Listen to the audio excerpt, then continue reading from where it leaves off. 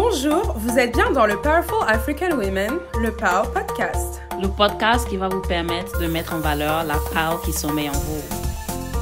Je suis Aïssatou. Et je suis Saran. Aujourd'hui, nous allons parler des origines de POW, de ses objectifs et de son fonctionnement. Nous parlerons ensuite un peu de nous. Et nous vous donnerons quelques conseils.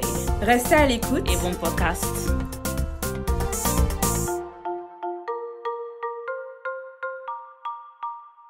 Poulet Yassa. Femme. Étudiante. USC. Los Angeles. Rire. Mali. Sénégal. Tunisie. Côte d'Ivoire. Ok. Vous devez vous demander pourquoi est-ce qu'elle répète ces mots qui semblent être choisis au hasard. Il y a bien un lien, nous avons tous vous expliquer dans la suite. Ok, commençons par le commencement. Vous devez vous demander quel est le lien entre le Poulet Yassa et le concept de Powerful African Woman ou de femme africaine puissante.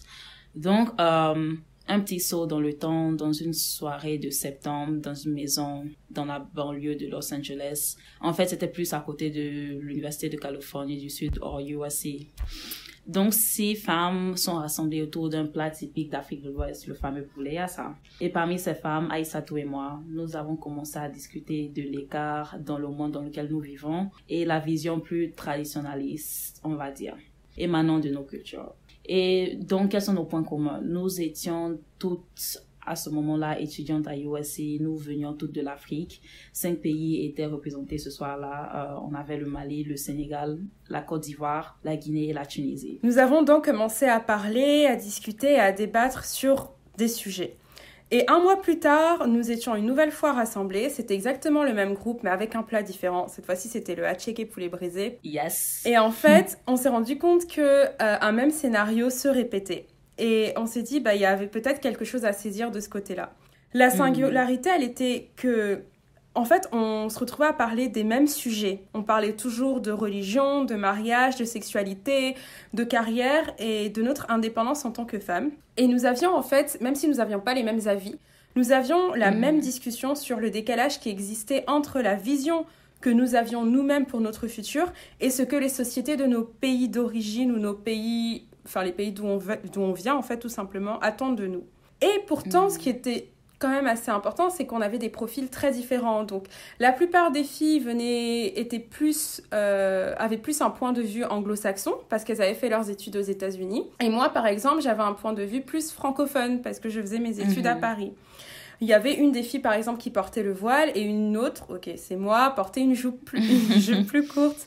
Et certaines avaient fait des études d'ingénieur, #Saran. Saran, yes. Et d'autres avaient un profil plus école de commerce, #moi. Yes, Aïssatou. Et donc, pour résumer, nous étions toutes différentes et pourtant, nous partageons les mêmes inquiétudes sur nos attentes en tant que femmes. Exactement. C'est ainsi qu'est né le choix de créer une plateforme qui rassemble les opinions des femmes africaines.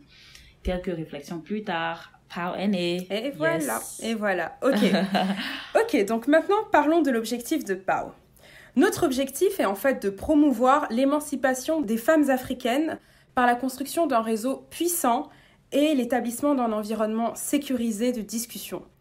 L'idée, c'est de pouvoir discuter sur une variété de thématiques liées par exemple à l'éducation, au système d'aide, aux attentes de la société en termes de religion, mariage, sexualité, carrière, notre indépendance en tant que femme. Et en fait, nous voulons discuter de tout sujet que notre réseau, donc le réseau POW, souhaiterait développer. Oui, et on veut s'amuser, on veut discuter des sujets qui peuvent être tabous, parler des questions et des commentaires de nos auditeurs. Auditrices d'ailleurs.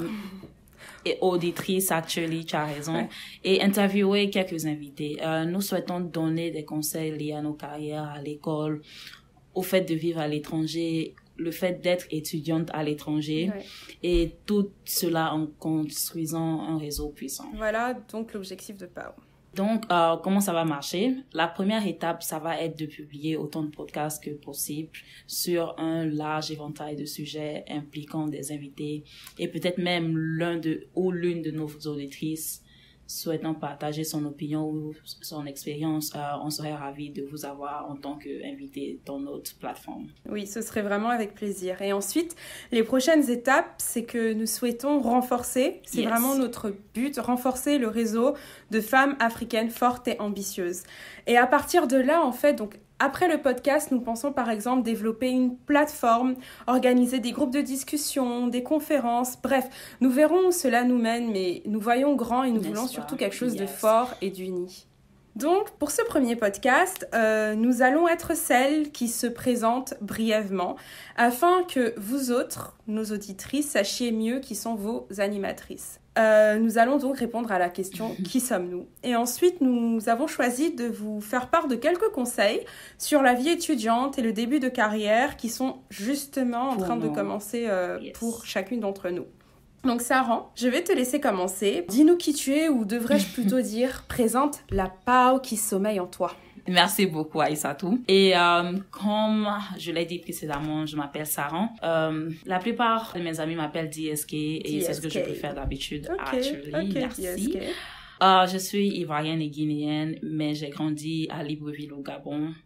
Et je suis diplômée de l'Université de Californie du Sud, or University of Southern California, Fight On Forever, à Los Angeles. Et là-bas, ma formation, c'était en ingénieur chimie et pétrole. Et j'ai fait ce choix principalement pour deux raisons, on va dire deux raisons. Et la première raison, c'est juste parce que mes parents, je les aime trop, ils m'ont forcé un peu de choisir cette carrière, je t'assure. Cette carrière spécifique. Et la deuxième raison, c'est juste aussi parce que je pense qu'avec cette expérience, je me suis dit que je pourrais aider les populations locales dans les zones ou bien dans des pays défavorisés où l'accès à l'énergie n'est pas forcément la plus facile. Et donc, j'ai pensé qu'en faisant ce major, ce serait un peu plus facile pour donner ou bien pour avoir un impact en Afrique. Je vais commencer comme ingénieur sur une plateforme pétrolière et je suis très excitée de enfin gagner un peu d'argent. Bravo. Merci beaucoup Aïssatou et maintenant à ton tour. Alors moi je m'appelle Aïssatou ou Astou, selon ce que vous préférez, je répondrai aux deux. Je suis 100% sénégalaise et j'ai grandi en ayant vécu dans différents pays, donc le Sénégal mais également la Côte d'Ivoire, le Togo ou encore la Tunisie. Et je suis arrivée en France après le lycée. Et depuis quelques mois, je suis diplômée d'une école de commerce à Paris qui s'appelle ESCP Europe, que j'ai intégrée après 2 années très difficiles, très intenses. J'ai beaucoup souffert, j'ai beaucoup transpiré, j'ai beaucoup pleuré. Mais ça c'est fait. Donc tu as réussi. Et j'ai réussi. Donc ces 2 années en classe préparatoire, c'est difficile, mais ça en vaut vraiment la peine. Et donc, une fois que j'ai intégré mon école, j'ai choisi à la fin de me spécialiser en finance d'entreprise parce que je me suis rendu compte que j'ai toujours voulu aider des entrepreneurs ou des entreprises en fait africaines qui souhaitaient se développer, soit les aider en leur donnant des fonds, donc par le financement, soit les aider en les conseillant, donc par le conseil plus stratégique. Et finalement, par attrait, j'ai plutôt choisi de travailler en finance.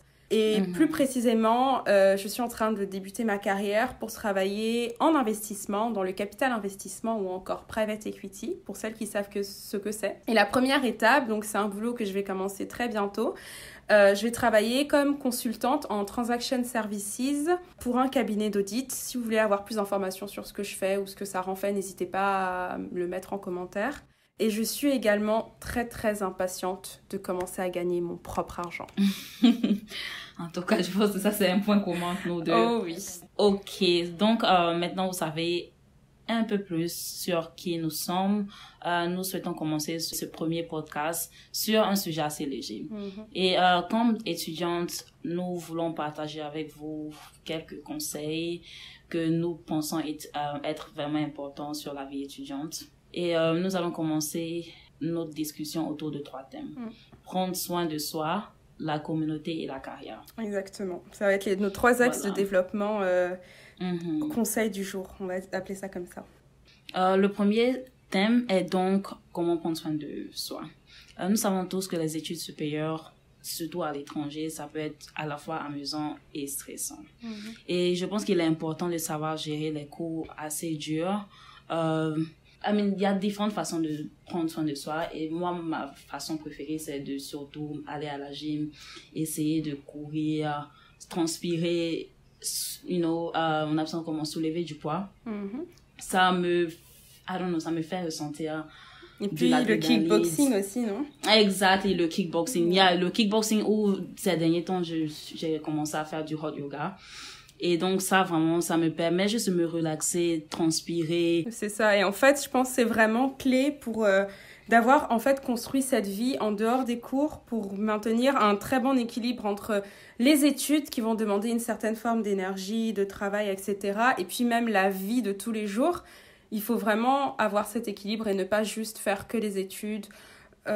Ou que je pense notamment à celles qui font par exemple des classes préparatoires où c'est beaucoup plus difficile d'avoir une vie sociale. Il faut y penser, essayer quand même malgré tout de construire d'avoir un petit quelque chose à l'extérieur, même si c'est vrai qu'en prépa par exemple on n'a pas le temps de faire autre chose.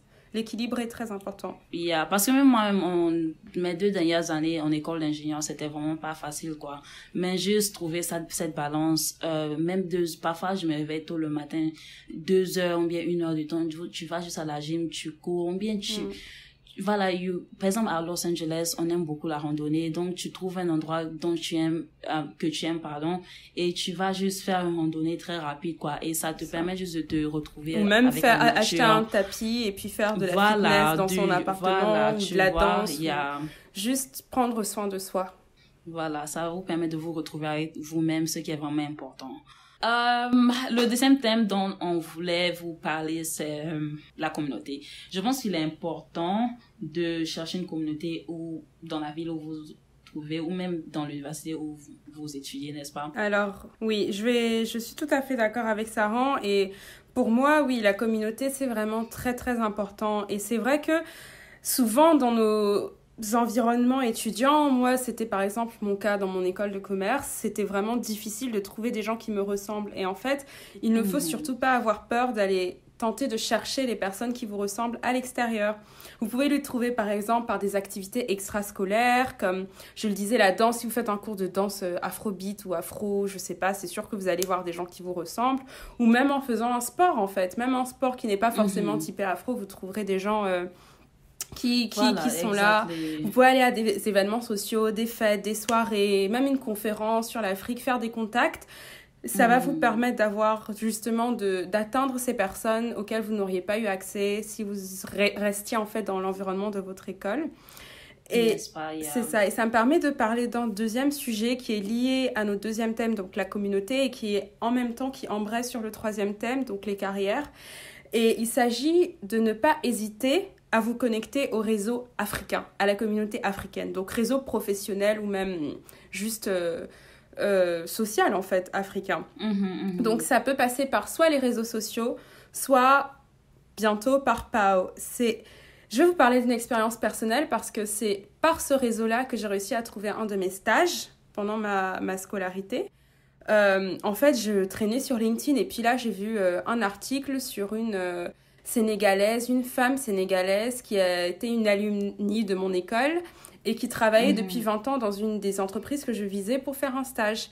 Et j'étais vraiment en galère, personne ne me répondait, etc. Donc, j'ai fait un truc, je l'ai contactée. Partant du principe juste que je lui ai dit littéralement, écoute, moi je suis une femme, je suis sénégalaise, j'ai fait la même école que toi et je galère à trouver mon stage, s'il te plaît, est-ce que tu peux m'aider? C'était un peu mieux formulé que ça, mais en bref, c'est ce que je disais, vous voyez. Et je l'ai contactée et en fait, rien que quand je lui ai expliqué ça, je pense qu'elle a compris qu'elle est passée par les mêmes difficultés, etc. Et sans aucun problème, elle a demandé à un de ses collègues qui était dans un autre bureau plus gros s'il avait des postes en fait pour un stage. Et lui m'a dit, bah écoute, je vais prendre contact avec l'étudiante. Il m'a fait passer les process comme tout le monde. Genre, j'ai pas eu de favoritisme à ce niveau-là. C'est juste que mon dossier est passé. En fait, ma candidature est passée. Et j'ai réussi à obtenir le stage qui m'a permis justement d'obtenir mon CDI aujourd'hui. Donc, c'est très important. N'ayez pas peur de connecter avec ces gens, même si vous vous dites, bah, en fait, le seul point commun, c'est mon identité. Ben oui, c'est votre identité parce que de par votre identité, vous allez souffrir des mêmes discriminations, des mêmes difficultés. Et en fait, la personne qui a vécu la même chose, bah, elle pourra vous aider. Et je vous assure que les gens le font, mais avec grand, grand plaisir. Et je sais que moi, vraiment, aujourd'hui, si une fille, pareil, me contactait pour les mêmes raisons, j'hésiterai pas à la mettre en contact parce que ça fait vraiment plaisir d'aider les gens de notre communauté. Donc, le réseau, exactement. Donc, le réseau africain, faut pas hésiter, contacter, n'ayez pas honte. Et voilà. Et donc, comme Aïssatou, tu as déjà touché au troisième thème. Je vais juste vraiment ajouter, et tu as vraiment raison, parce que moi, je me rappelle, quand j'ai, mon stage que j'ai eu, c'était même pas en ingénieur atelier, c'était dans une banque. Et donc, je travaillais en tant que analyste en opération, quelque chose comme ça. Et donc, j'ai eu ce poste commencé atelier en allant à une conférence des ingénieurs noirs, n'est-ce pas? Et là-bas, j'ai trouvé une femme atelier africaine aussi. Et je l'ai vue, en fait, dans cette conférence. Et j'ai juste hier, je suis venue en tant que leader de mon groupe de l'école. Et donc, je suis en train j'essaie de trouver un internship pour l'été prochain et tout. Et donc, elle a fait la même chose avec toi, tu vois. Elle m'a directé à ses managers. Et les managers, en fait, ils m'ont fait le même procès aussi. Like, ils ont pris mon résumé, ils m'ont demandé, like, pourquoi je vais appliquer pour ce genre de poste. Après, j'ai eu combien d'interviews? J'ai eu, literally, 4 différentes interviews avant d'avoir mon poste. Ça nous amène à notre dernier thème, l'importance du réseau et de faire des connexions quand vous êtes à l'université, n'est-ce pas? Je pense que c'est vraiment important. Moi, ça a été l'une de mes choses préférées à faire, c'est d'aller dans des événements et puis connecter avec des personnes qui travaillent dans l'industrie dans laquelle vous voulez être, ou même juste pour avoir des mentors, n'est-ce pas? Parce que vous savez jamais, en fait, où ce genre de connexion, bien ce genre de réseau vont vous envoyer. Je laisse la parole à Aïssatou. Tu as quelque chose d'autre à ajouter? Alors, moi, je dirais, pour résumer un peu ce que Sarah dit, il faut pas hésiter à y aller, à s'intégrer, à construire votre réseau dès votre vie étudiante. C'est vraiment très important. Yes. Et je vais embrayer sur un point qui est lié à tout cela, c'est les expériences, au sens large. Le premier type d'expérience, pour moi, qu'il faut que vous ayez acquise avant de rentrer dans la vie professionnelle, c'est tout ce qui va concerner la culture générale. Ce que j'appelle la culture générale, c'est toute forme de connaissance que vous aurez acquise en dehors de l'école et qui va permettre en fait de différencier un candidat pour un poste exactement, parce que ce que vous apportez de votre culture générale, c'est ce qui va rendre justement l'entretien bien plus intéressant pour la personne, pour le recruteur en fait. Et c'est la même chose ici sur tout ce qui concerne les expériences plus professionnelles. Faites le maximum de stages, le maximum de boulot, même parfois ça peut n'avoir aucun lien, mais juste c'est ce qui va faire la différence, parce que je sais qu'en France, par exemple, on pense souvent que c'est juste le classement des écoles qui va déterminer le poste qu'on a. C'est vrai que ça joue, mais je peux vous dire, et j'en suis victime et je le sais, qu'aujourd'hui, de plus en plus, ce qui fait réellement la différence entre les candidats, ce sont les expériences que vous avez faites. Et ces expériences, vous les aurez. Au début, ça va être ultra difficile, mais vous allez les avoir par votre réseau, par de la chance, il faut le dire. Mais il faut les construire parce que c'est ce qui va vous faire la différence. Et j'ai un dernier conseil qui est un peu plus personnel en fait, vraiment bien plus personnel. J'ai envie de vous dire, lors de vos entretiens, il ne faut pas hésiter à mettre en avant un aspect qui vous tient pour vous à cœur et qui relève énormément de votre identité. Je vais être un peu plus claire. Par exemple, moi, je me suis rendu compte qu'il fallait pas du tout que j'ai honte d'affirmer mon africanité. Dans le sens où dire que, écoute, moi, mon rêve, c'est d'aider au développement de l'Afrique. Mon rêve, c'est de travailler pour l'Afrique, ou en tout cas en lien avec l'Afrique. Bah, aujourd'hui, je parle. Il n'y a aucun entretien où je n'en parle pas. Moi et l'Afrique et le développement de l'Afrique, ça va de pair, et du coup j'ai besoin d'en parler à l'entretien parce qu'en fait ça va créer tout de suite une discussion avec le recruteur. Et on va passer d'un jeu de questions-réponses où lui vous pose la question et vous répondez à une véritable discussion. Et je peux vous dire que parfois moi-même c'est tombé en débat, en mode moi je suis là, je dis écoute, pour moi faut que votre entreprise elle investisse en Afrique, faut vraiment que vous développez vos activités et tout. Et lui il me dit non mais c'est pas sûr et tout. Vraiment, après on parle des enjeux politiques, de machin et tout. J'ai des débats en entretien et c'est pas une vanne.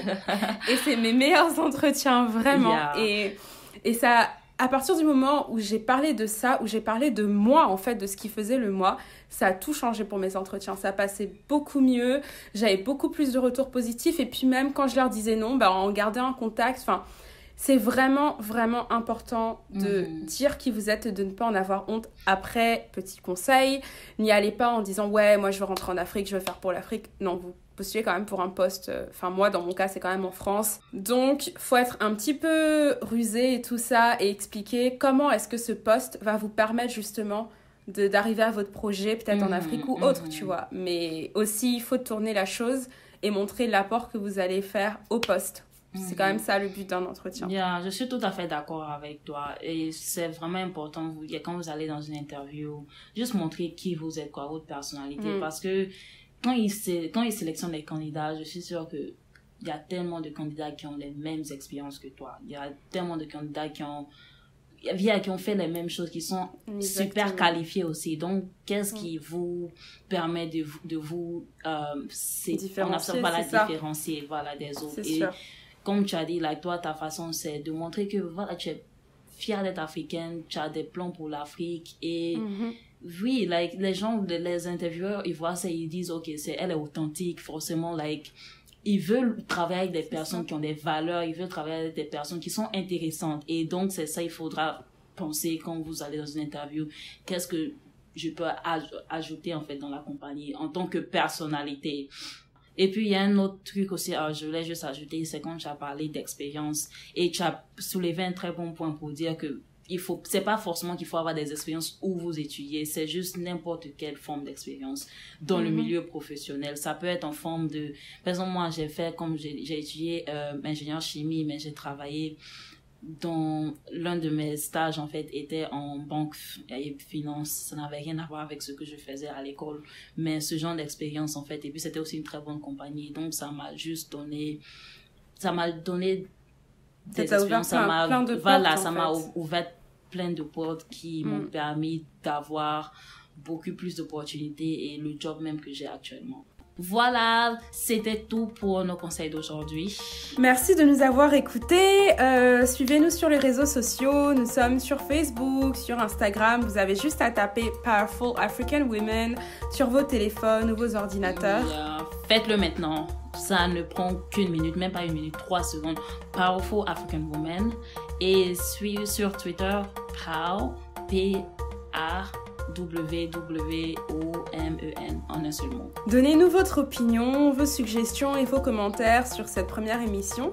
N'hésitez pas à partager vos expériences en commentaire, nous voulons vraiment les entendre. Si vous aussi vous avez des expériences pro ou autres que vous souhaitez partager, c'est un réseau, il faut partager. Et aussi, il faut parler de PA autour de vous, on souhaite vraiment renforcer le réseau au maximum. Vous pouvez aussi nous contacter par mail à powerfulafricanwoman@gmail.com. Donnez-nous vos opinions, posez vos questions et envoyez juste de l'amour, on a besoin, on prend n'importe quoi, franchement. Oui, vraiment, et parlez de PA à tout le monde, vraiment, vraiment. Et n'oubliez pas de faire ressortir la PA qui sommeille en vous.